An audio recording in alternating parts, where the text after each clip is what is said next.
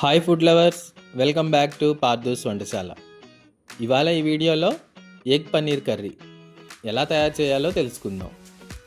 ముందుగా stove on చేసి ఒక కళాయి తీసుకొని వీడియోలో చూపించినట్లుగా ఒక స్టాండ్ పెట్టి 1.5 గ్లాసులు నీళ్లు పోసుకొని బాగా వేడి చేసుకోవాలి.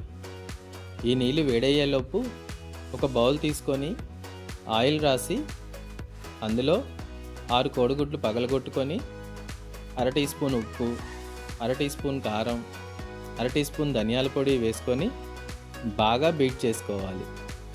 ఇప్పుడు ఈ బౌల్ తీసుకొని నీళ్ళు మరుగుతున్న కడాయిలోని స్టాండ్ మీద పెట్టి ఒక 10 నిమిషాల పాటు ఉడికించుకోవాలి.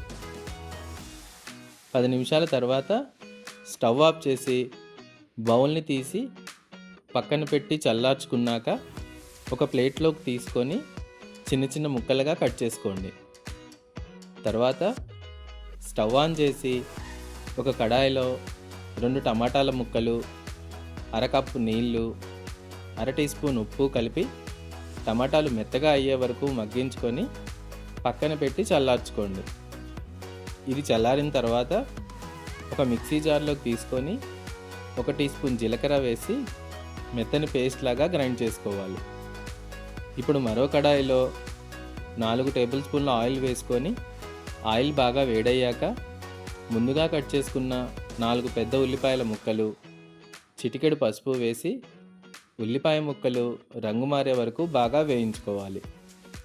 ఉల్లిపాయ ముక్కలు వేగిన తర్వాత 1 టేబుల్ స్పూన్ అల్లం వెల్లుల్లి పేస్ట్, 1 టేబుల్ స్పూన్ ఉప్పు, 2 టేబుల్ స్పూన్ల కారం, గ్రైండ్ చేసుకున్న టమాటా పేస్ట్ వేసి మరో 2 నిమిషాల పాటు మగ్గించుకున్నాక కట్ చేసి పెట్టుకున్న కోడిగుడ్డు ముక్కలు, 1 టీ స్పూన్ గరం మసాలా పొడి, 1 టీ స్పూన్ ధనియాల పొడి వేసుకొని బాగా కలిపి మరో 5 నిమిషాల పాటు మగ్గించుకోవాలి.